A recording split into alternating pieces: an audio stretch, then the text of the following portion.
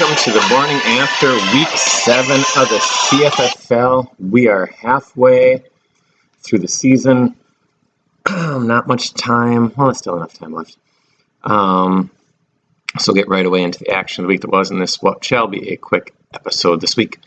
First of all, the Cardinals take down the Gargactyls 75-53.5. Thought I was in deep trouble this week, especially when Lamar Jackson had, 27.5 points in a great week there. The rest of the Gargactyls did not have a great week. Josh Allen was solid for me, as was Puka Nacua and a few other players, enough for me to get the win. Team Price is Right defeated the Horn Dogs 55.5-52 in a close battle.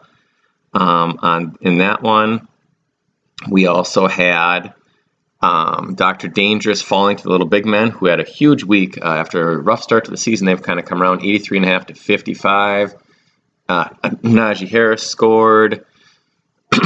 Jonathan Taylor scored. So a big week there from the Little Big Men, turning their season around, still in the playoff hunt. Patrick Mahomes and Kelsey also had big weeks. Colts take down the Dingoes 61-48. A solid week there from the Colts, even with a down week from Tua. Big weeks from Barkley and Kamara there, and a good signing on Darrell Henderson. The Maulers exploded for 92.5 points, top points of the week. Dante Foreman, massive week at 23.5. Jahmyr Gibbs, 11.5. The Bears defense, didn't know why the heck you signed him, Michael, but they did have 12.5 points, so good work there. Bruisers fall there to 4-3. Finally, the Badgers fall to the Minotaurs. Minotaurs on a bit of a run as well, 74-62. Travis Etienne has been amazing.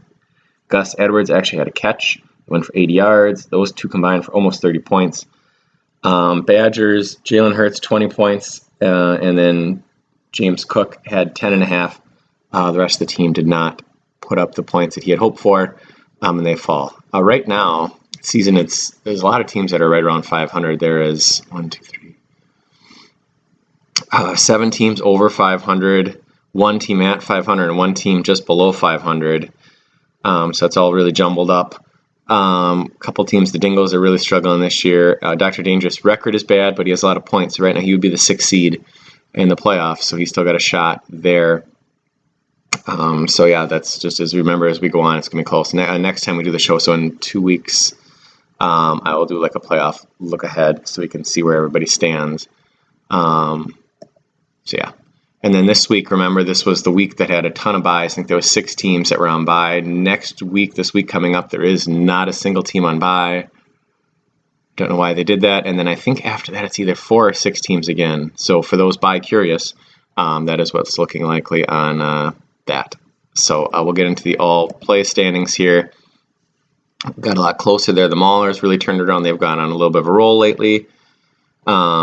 Dr. Dangerous, as you can see, is 2-5 in our league, but 47-23-1. So some terrible luck there for him. Little Big Men are 3-4, yet 21-56 if they would play everybody. So those are 2 deceiving records. Everybody else is probably about where they stand. Horn Dogs a little bit better in real fantasy than the all play. So you have that. Finally, sorry about your fantasy team. Fumbles out of the end zone. So ESPN, I had messaged them and they said they were trying to work on it, but they don't seem to fix it. So if you would lose like by a point or anything is really close, half points, anything like that, check your defense. If they are credited with a turnover because they caused a fumble that went out of the end zone, it's counted as a turnover, but ESPN doesn't recognize it. I mean, if you lose by 20 and you missed it, whatever. I was able to see this one because I was watching the Buccaneer game and I saw that. I thought they had 3 turnovers and I saw Tim didn't, so I did fix it. The other time I think I was watching the Eagles defense when I had them, and that happened to them too. Doesn't I don't think happen that much, but I've seen 2 of it this year. So if you do see it, if you lose by 1 or it's close or whatever, even if you didn't, since points are kind of tight this year between most teams, let me know and I can adjust it after. I'm going to keep checking to make sure ESPN doesn't correct this one, and then I will readjust back down. But that is the current score.